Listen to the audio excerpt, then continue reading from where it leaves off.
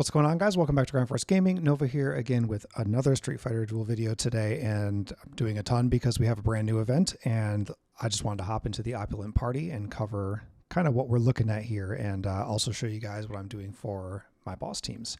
So first thing that we'll do is let's just pop into the kindling party here, because or kindling trial, light, whatever it's called, kindling trial.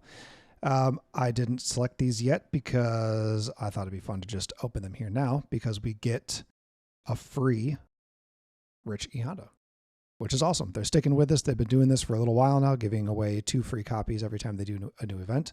And I think that's amazing that they're doing that because, well, it's just very helpful for the free-to-play community. And some of these fighters are even good at an A grade or an A plus grade in events like this, because they're getting so many stat boosts from the within the event stats that you have access to building.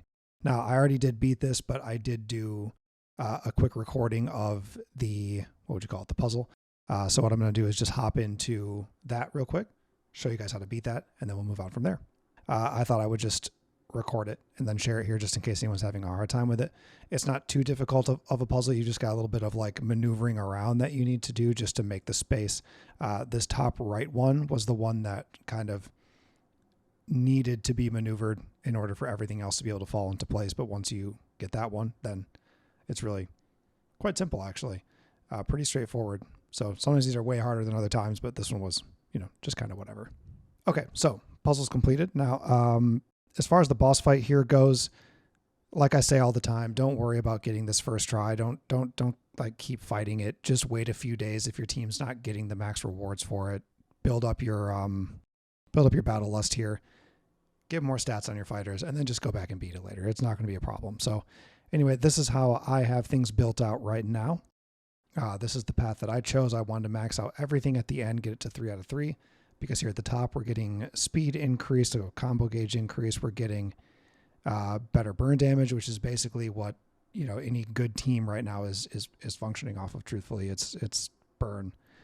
And this is increasing the combo 3, which is amazing. So that's the route that I took. Feel free to copy it if you want to. And then also feel free to copy these teams too. This is working quite well for me.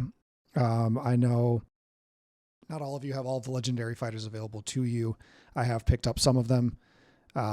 So this is kind of what I'm working with right now. And this is a great score for me already, day 1 doing this. But team 1, if you don't have Flame Chun-Li, you can use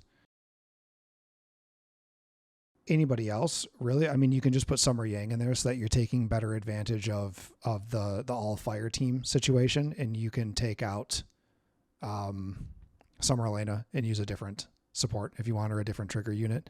But what's nice in this case, well, honestly, to keep it all fire, I think you'd probably just want to use Cami Vega if you have her. Even just like an A grade would be fine for that unit.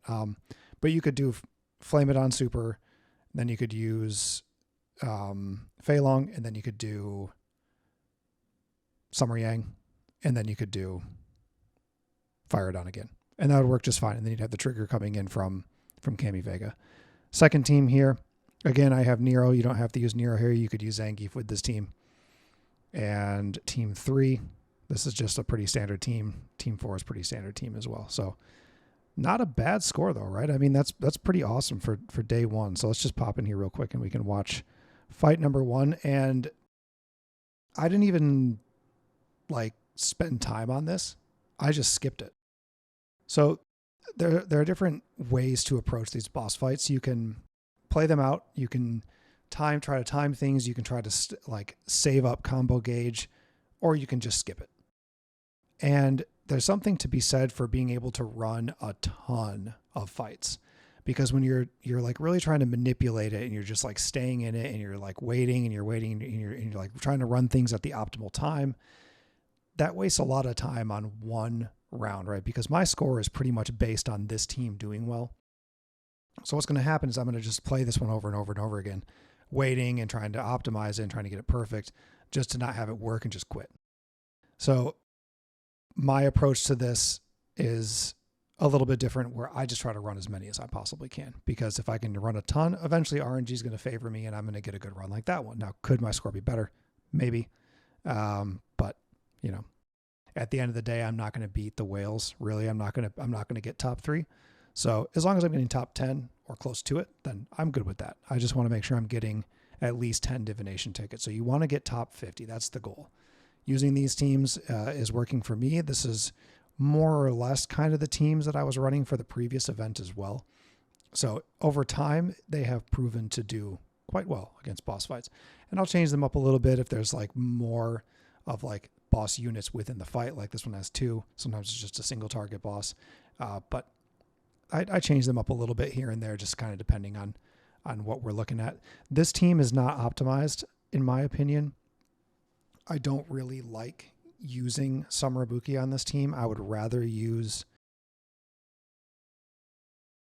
I don't know. I think with Oni, I really want to be using Diviner Rose, but I need to get her to SS first. I need to get her FS plus 30 so that I'm getting that passive crit boosting, that permanent stacking of it, but I don't have her built yet. So I don't have the ability to do that. So it's just kind of like piecing things together with what you've got to a degree with these boss fights sometimes, because now that there are 4 of them, you just have to spread those units out to try and make every team do a decent amount of damage so that you can at least have a chance at more than one team having a good RNG run where you can then sway your scores into the higher numbers. But like I said, these teams have been working for me pretty well. I just got Rose to SSS, so I'm pretty excited about that. I need to get her vehicles. I have 2 currently, so I need to get a couple more, but I actually have 120k vehicle tokens saved up right now. I was kind of waiting for this event to see who I might want to be like summoning for based on how performance is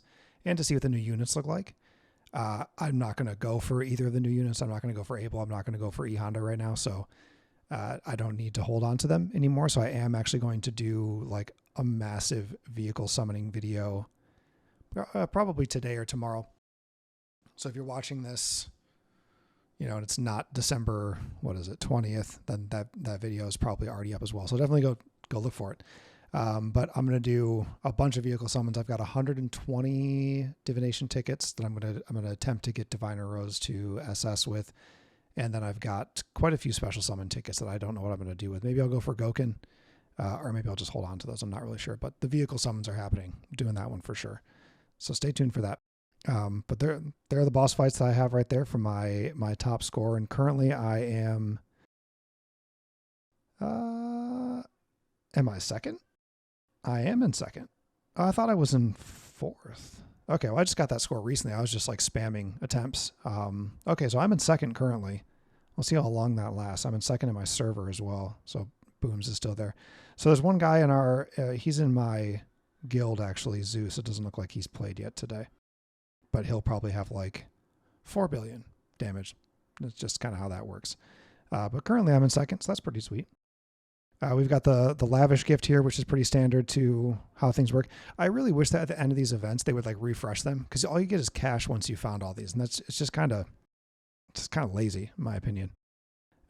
We have a store for the event as well. Priority for this is, kind of always as is, with the exception, well, always as is. And when I say that, I mean like you're either going to get boost stones or you're going to get